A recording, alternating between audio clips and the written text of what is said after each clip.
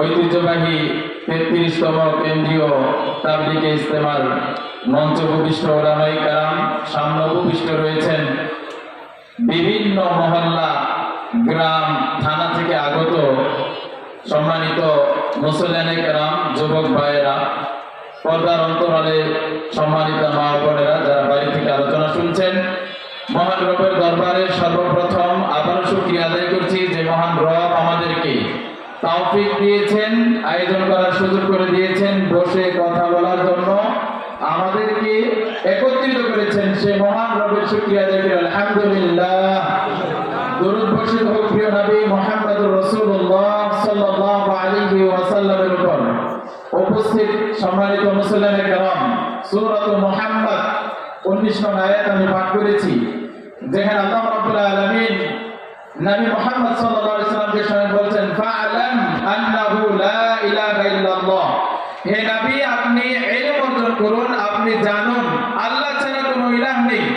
ফাআলাম আন্নাহু লা ইলাহা ইল্লাল্লাহ।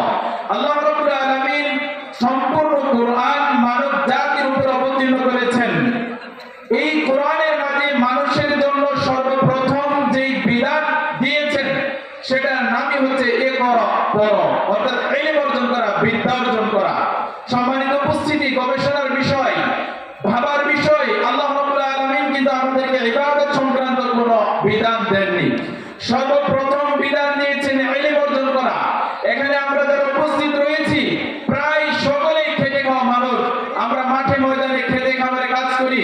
আপনারা জানেন, আমরা যদি খেতে ফসল আমরা যদি চাষ করতে চাই, সেই ফসলের পূর্বে আমাদেরকে ইলম বা বিদ্যা অর্জন করতে হবে।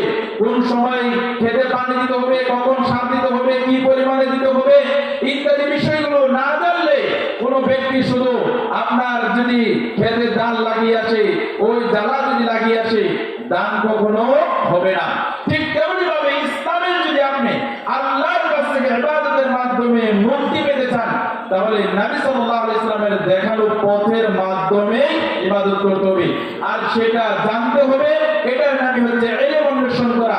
নবী মুহাম্মদ সাল্লাল্লাহু আলাইহি ওয়াসাল্লাম বলেছেন, ইলম সবার ভাগ্যে জুটবে না, ইলম সবাই অর্জন করতে পারবে না। এই যে বিশাল বড় আজকে এই তাবলীগ ইজতেমা কেন্দ্র মাঠ, এখানে দেখেন দক্ষিণে, পূর্বে, পশ্চিমে অনেক মানুষ রয়েছে, কিন্তু প্যান্ডেলে কিন্তু সবাই নেই। নবী সাল্লাল্লাহু আলাইহি ওয়াসাল্লাম আপনাদের জন্য সুসংবাদ দিয়ে তিনি উল্লেখ করেছেন যে হাদিসটি সহিহুল বুখারীতে 1316 নম্বর হাদিস, মুআবিয়া রাদিয়াল্লাহু আনহু বলেন, মান ইরিদিল্লাহু বিহি খায়রান ইউফাক্কিহু ফিদ্দীন।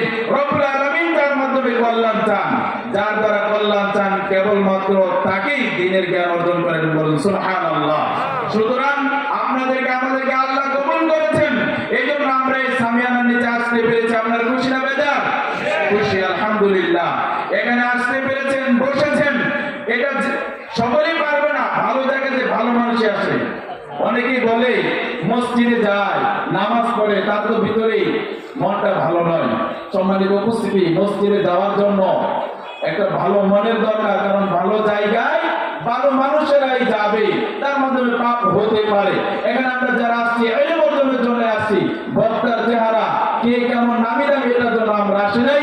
সুতরাং নবী সাল্লাল্লাহু আলাইহি ওয়াসাল্লাম বলেছেন, তালাবুল ইলমি ফারিদাতুন আলা কুল্লি মুসলিম ওয়া মুসলিমাতিন। প্রতিটি নারী এবং পুরুষের জন্য দ্বীনি ইলম অর্জন করা ফরজ। সুতরাং সেই দ্বীনি ইলম অর্জনের জন্য আমরা তাবলীগে এসেছি, এখানে মারকাজে এসেছি। ইবনে মাসউদ রাদিয়াল্লাহু আনহু ইলম অর্জনের ফজিলতের ব্যাপারে তিনি বলেছেন, মুযাকারাতুল ইলমি সাআতান খায়রুম মিন ইহয়াই লাইলাতিন। সারা রাত জেগে আল্লাহর ইবাদত করে যেই নেকি হবে, তার চাইতে উত্তম, তার চাইতে শ্রেষ্ঠ, তার চাইতে বেশি নেকি ওই ব্যক্তি পাবে যেই ব্যক্তি রাতের কিছু অংশ সময়, সাআত 1 ঘন্টা হতে পারে, হাফ ঘন্টা হতে পারে, 3 ঘন্টা হতে পারে, 2 ঘন্টা হতে পারে, এই ব্যক্তি যদি কোরআন এবং হাদিসের জ্ঞান রাতের কিছু সময় যদি গবেষণা করে, পড়ে, তেলাওয়াত করে, অধ্যয়ন করে সারা রাত যে ব্যক্তি ইবাদত করেছে তার চাইতেও বেশি নেকি পেয়ে যাবে, বলুন সুবহানাল্লাহ।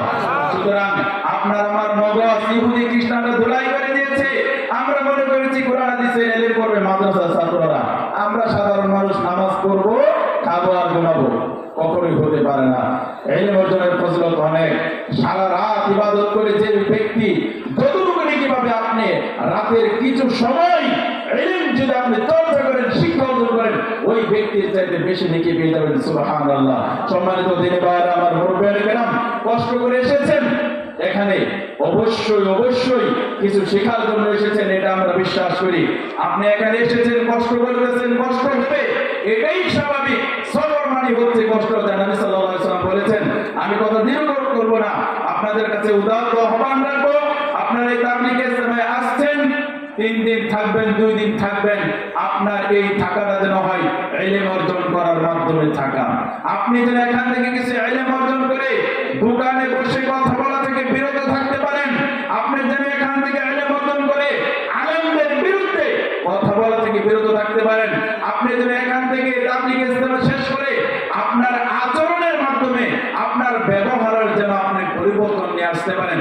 তাহলেই আপনার আশা এবং কমিটিদের এই বাস্তবায়ন, এই আপনার ইজতেমা উপহার দিয়ে সফল হবে। তা না হলে এদের কষ্ট ব্যর্থ, আপনাদের আশাও ব্যর্থ। মহান রব আমাদেরকে, আমরা যেন সকলেই যেন দ্বীনের জ্ঞান অর্জন করে ইবাদতের মাধ্যমে রব্বুল আলামিনের কাছে নাজাত পেতে পারি, রব্বুল আলামিনের কাছে যেন মুক্তি পেতে পারি, জান্নাতে যেন অর্জন করতে, জান্নাত যেন আমরা লাভ করতে পারি, জান্নাতে যেন যেতে পারি, আবার যেন আমরা সকল মুসলিম ঐক্যবদ্ধ হতে পারি। আল্লাহ তাআলা আমাদেরকে সেই তৌফিক দান করুন, আমিন। অগোছালো কথায় কষ্ট পেলে ক্ষমা করবেন, দোয়া করবেন আমার জন্য। আসসালামু আলাইকুম ওয়া রাহমাতুল্লাহি ওয়া বারাকাতুহু।